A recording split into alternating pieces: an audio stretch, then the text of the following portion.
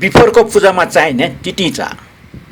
कुनै समय बिफर अर्थात् स्मल पक्स मानिसहरूका लागि अत्यन्तै डरलाग्दो रोग थियो।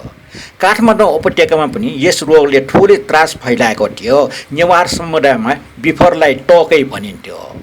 ट अर्थात् ठुलो र कै अर्थात् खतिरा अर्थात् ठुलो खतिरा, डरलाग्दो खतिरा। त्यसबेला यसको प्रभाव कति भयावह थियो भन्ने कुरा रणबहादुर शाहको पालासँग जोडिएको एउटा ऐतिहासिक प्रसङ्ग शीतला माझो सम्बन्धी लोकगीतमा पनि पाइन्छ।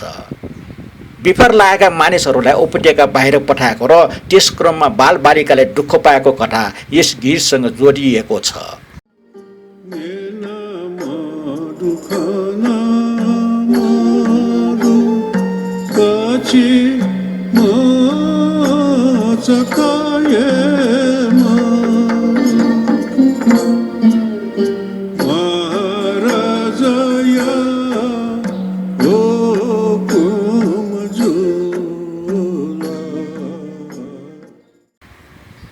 त्यो समयमा बिफरको प्रभावकारी उपचार नभएकोले रोगबाट बच्न मानिसहरू शीतला माझोको पूजा गर्ने गर्थे। शीतला माझो अर्थात् हार्टे अजिमा, जसलाई बिफरको देवी अथवा बालबालिकाको रक्षकका रूपमा पनि मानिन्थ्यो। घरमा नवजात शिशु जन्मिएपछि पनि शीतला माझोको पूजा पठाउने चलन थियो भने पुरानो सम्झना पाइन्छ। त्यस्तो पूजाको सामग्रीमध्ये एउटा अनौठो वस्तु पनि अनिवार्य रूप जस्तै थियो, सुकाएको तितिचा। तितिचालाई नेपालीमा चेपा गाना भनिन्थ्यो भने पुरानो चलन छ। यो एक प्रकारको सानो भ्यागुटा हो। काठमाडौँ यसलाई यहाँ बछि बिहा बछि अर्थात् लिङ नछुट्याएको भ्यागुटो भनेर पनि भन्ने चलन छ।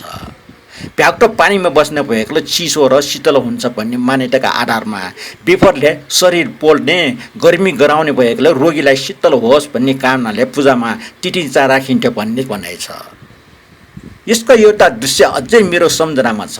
म सानै हुँदा शीतला माझोको पूजा गर्न गएकी एउटा महिलाको थालीमा मसिनो सिन्का जस्तो वस्तुमा हात खुट्टा फिजाएर राखिएको एउटा सुक्खा जीव देखेको थिएँ। त्यति बेला त्यो भ्यागुटो जस्तो लाग्थ्यो। आज बिफर संसारबाटै निर्मूल भइसकेको छ। त्यससँगै शीतला माझोलाई बिफरबाट बच्ने कामनाले पूजा पठाउने पुरानो चलन पनि बिस्तारै हराउँदै गएको छ। तर शीतला माझो अर्थात् हार्टे अजिमाको धार्मिक र सांस्कृतिक महत्त्व पनि अझै जीवित छ। तपाईहरूमध्ये कसैले तितिचा अथवा चेपा गानाको यो पुरानो चलनबारे थप जानकारी राख्नुहुन्छ भने कमेन्ट मार्फत जानकारी दिनुहोला।